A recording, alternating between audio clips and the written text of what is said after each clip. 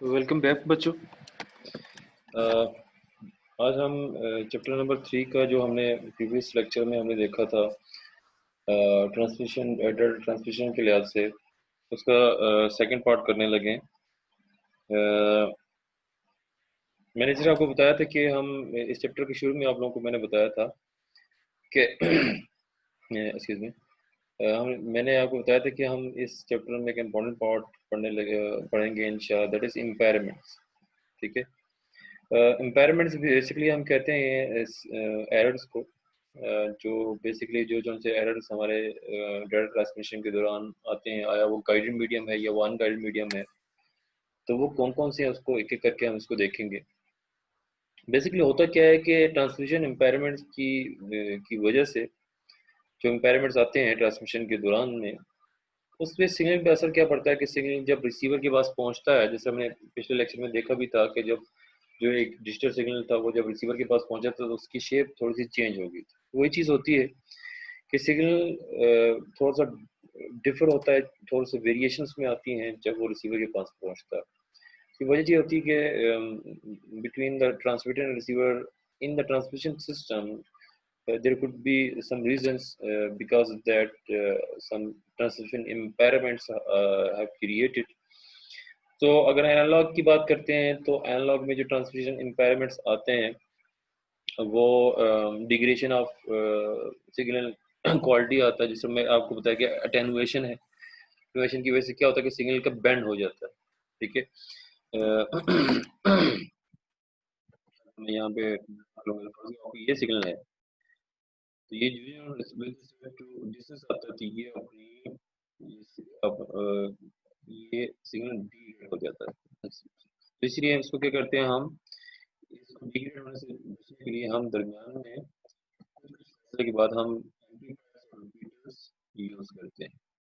ठीक है। जैसे आपके घरों में केबल आई हुई है, घरों में जो आप केबल देख रहे हो, टीवी के चैनल देख रहे हो, तो आपके गली के कोने में कुछ एम्पलीफायर्स या रिपीटर्स यूज हुए हैं जो सिग्नल को बूस्ट करने के लिए यूज होते हैं।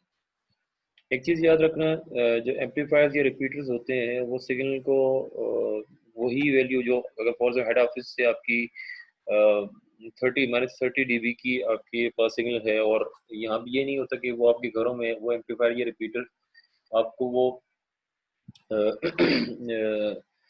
वो अगर 30 है तो वो ज़्यादा करके दे देगा। ऐसा नहीं होता। अगर 30 डीबी है तो वो 32 नहीं करेगा, अगर वो -30 है तो वो -28 नहीं करेगा, वो उसी सिग्नल में उसी उसमें वापस लेके आएगा जो एक्चुअल 30 है। ठीक है।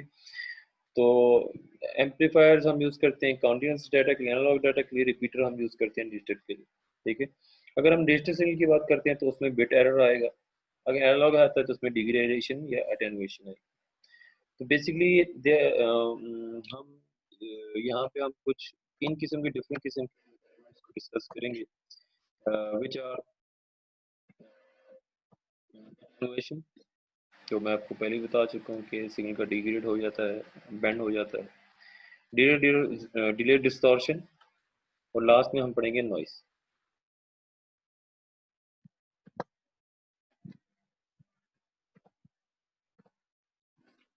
What is attenuation? ठीक है। अटेनुएशन हम कहते हैं कि where signal strength falls off with distance, जो आपको मैं पहले ही बता चुका हूँ कि जो जो डिस्टेंस बढ़ता जाता है आपकी गली आपके ऑफिस से जहाँ से केबल आ रही है और गली तक, तो आपके अगर फर्ज को आपके ऑफिस हेड ऑफिस के पास ही आपका घर है तो दरमियान में हमको रिपीटर या एम्पलीफायर की जरूरत नहीं पड़ती। जो टाइम डिस्टेंस बढ़ता जाता है आपका सिग्नल बेंड होता जाता है, बैठता जाता है। ये ऐसी एग्जांपल देख लो, जिस तरह आपके जो वायर आपने देखा होगा कि वापडा की जो वायर्स हैं वो उसको एक खास उसको बैंड होने से बचाने के लिए, ये मैं डिजिटल ट्रांसमिशन की जस्ट एक जनरल एग्जांपल दे रहा हूँ, ये उसमें ये नहीं कह रहा कि उसमें हुई है। तो वो सिग्नल को वो उस वायर को नीचे बेंड होने नहीं देते। तो यही चीज़ ट्रांसमिशन की बात कर रहा हूँ। ट्रांसमिशन का जो सिग्नल है वो उसको बेंड होने से बचाने के लिए हम रिपीटर्स और एम्पलीफायर यूज करते हैं। डिपेंड्स ऑन मीडियम, अगर मीडियम अच्छा होगा तो वो बैंड कम होगा, अगर मीडियम बुरा होगा तो वो ज़्यादा बैंड होगा। अब अगर अटेनुएशन से हमने बचाना है तो हमारी कोशिश होगी, देयर मस्ट बी, अगर हम बात करें ट्रांसमीटर की, तो वो इतना कैपेबल होगा कि वो इतनी हद तक इतना मतलब अगर फर्ज को ट्रांसमीटर रिसीवर की तरफ एक सिग्नल शूट आउट करना चाहता है, तो वो उसकी फ्रीक्वेंसी भी इतनी रखेगा कि वो नॉइज़ के साथ ऐड ना हो। हमने अगर आप लोगों को याद हो हमने एक पीछे ये आपको देखने की एक्विस्टिक स्पेक्ट्रम आपको नज़र आ रहा है। इसमें ये नीचे नॉइज़ है। टेलीफोन सिग्नल की बात चैनल की बात कर रहा हूँ, जो-जो नीचे बैंड होता जाएगा, नीचे कम होता जाएगा तो वो नॉइज़ के साथ ऐड हो जाएगा। जब नॉइज़ के साथ ऐड होगा तो इसका मतलब ये है कि उसके साथ नॉइज़ हो जाती है, जिसकी वज़ह से आपकी उसके अंदर वो सिग्नल सही तरह नहीं रहता।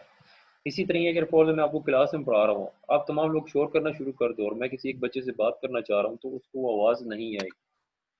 तो मैं क्या करूँगा, मैं अपने आवाज़ को इतना ऊँचा करके रखूँगा कि उस बच्चे को वो आवाज़ आए। Strong enough to be detected, sufficiently higher than noise to receive without error. यही चीज़ें मैं आपको बता दूँ। So increase the strength using amplifiers and repeaters. Next one is delay distortion. अब delay distortion क्या है? डिले डिस्टॉर्शन हमारे पास आता है जब हमारे पास बेसिकली डेफिनेटली अगर हम सिग्नल को प्रोपिगेट करते हैं तो उसकी एक वेलोसिटी होती है। उस वेलोसिटी की वजह से फ्रीक्वेंसी होती है, जिसे हम कहते हैं फ्रीक्वेंसी डोमेन। हमने पढ़ा था कि एक सिग्नल में मुख्तलिफ फ्रीक्वेंसीज भी हो सकती हैं। इस प्रोपगेशन इस वेलोसिटी की प्रोपगेशन की वजह से आपकी फ्रीक्वेंसी में एक वेरिएशन आती है। तो वेरिएशन आने की वजह से आपकी जो फ्रीक्वेंसी के जो कंपोनेंट्स होते हैं, डिफरेंट कंपोनेंट्स डिफरेंट फ्रीक्वेंसी होती है, वो डिफरेंट टाइम पे अराइव होना शुरू हो जाती है, जिसकी वजह से एक डिस्टॉर्शन क्रिएट होती है, जिसको हम डिले डिस्टॉर्शन कहते हैं। ये ज़्यादातर जो क्रिटिकल होती है वो डिजिटल डाटा के लिए होती है, और ये सिर्फ आती है गाइडेड मीडियम। इसका मतलब ये है कि ये अनगाइडेड मीडियम में नहीं आती। और होता क्या है डिले डिस्टॉर्शन में कि अगर डिजिटल हम डाटा की बात कर रहे हैं तो 0 की जगह 1 आ जाएगा रिसीवर की एंड पे, और 1 की जगह पे 0, यानी जो बिट की जो पोजीशन है वो चेंज हो जाती है, स्पिल कर जाती है। What is noise? नॉइज को हम कहते हैं ये अनवांटेड या एडिशनल अनवांटेड सिग्नल्स हैं जो इंसर्ट हो जाते हैं। ये भी एक सिग्नल ही होता है। जिस तरह अक्सर आप अगर फॉर एग्जाम्पल कोई वीडियो देख रहे हो, उसमें कुछ आपको ये केबल देख रहे हो, आपको आवाज़ इस तरह आ रही हो, कोई अच्छा अब अनवांटेड कोई ऐसी आवाज़ खड़-खड़ की आवाज़ आ रही हो जिसकी आपको आवाज़ नहीं आती, सही तरह आपको आवाज़ कच-कच की आवाज़ आती है, फिर से आपकी जो ओरिजिनल जो वॉइस होती है वो सही तरह नहीं आती। अब नॉइज़ की भी 3 इकसाम्स डिफरेंट किस्म की नॉइज़ होती है, हो कहीं जगह 4 है, किसी कहीं जगह 3 है। एक होती है थर्मल नॉइज़। थर्मल नाम से ही पता चलता है। थर्मल नॉइज़ एक ऐसी नॉइज़ होती है जो एक इलेक्ट्रॉन्स की एक डिस्टर्बेंस या डिस्ट्रीब्यूशन की वजह से बहुत तेज़ी से जब वो फैलते हैं तो उसकी वजह से ये एक थर्मल नॉइज़ क्रिएट होती है। ये ज़्यादातर आपकी डिवाइसेज़ में इलेक्ट्रॉनिक डिवाइसेज़ की या पावर जो ऐसी डिवाइसेज़ जिसमें पावर हो उसकी वजह से होती है। जिसको हम व्हाइट नॉइज़ भी कहते हैं। इस तरह ऐसी है कि अगर फॉर एग्जांपल आपको एक एक इलेक्ट्रॉनिक डिवाइस गर्म हो तो उसके एक उसमें जो इलेक्ट्रॉन्स हैं उसकी डिस्ट्रीब्यूशन बहुत तेज़ी से होना शुरू होती है। तो उसको हम कहते हैं thermal noise. Now what is intermodulation noise? The second type of noise. Intermodulation noise एक ऐसी होती है कि एक फर्स्ट को एक खास एक ट्रांसमिशन मीडियम है जिसमें डिफरेंट किस्म उस मीडियम को डिफरेंट फ्रीक्वेंसी में उसको शेयर किया हुआ है। जैसे मल्टीप्लेक्सिंग की अगर हम बात करते हैं तो उसमें जाहिर सी बात है कि अगर फ्रीक्वेंसी है वो डिफरेंट फ्रीक्वेंसीज होंगी, वो किसी एक खास किस्म के मीडियम को उसने शेयर किया हो। जब एक ऐसे मीडियम है जिसमें उसने एक ही टाइम पे मुख्तलिफ फ्रीक्वेंसी ने उससे एक ही खास मीडियम को एक्सेस किया हुआ है, तो हम कह सकते हैं कि उसमें एक इंटरमॉड्यूलेशन ये एक दूसरे के साथ ओवरलैप हो जाती है। हम कहते हैं कि इंटरमॉड्यूलेशन नॉइज़ उससे क्रिएट होती है। फॉर एग्जांपल आप लोग का ये ऐसी है कि अगर एक की पिच कम है, एक बंदे की दूसरे की बंदे की पिच उससे ज़्यादा है, तीसरे बंदे की पिच उससे ज़्यादा है। तो अगर हम एक ट्रांसमिशन मीडियम को यूज़ करते हैं, उसको कहते हैं कि आप इसी मीडियम को शेयर करो, तो हम कहते हैं कि उसके अंदर आपकी जो इंटरमॉड्यूलेशन नॉइज़ है वो क्रिएट हो सकती है। Next is crosstalk.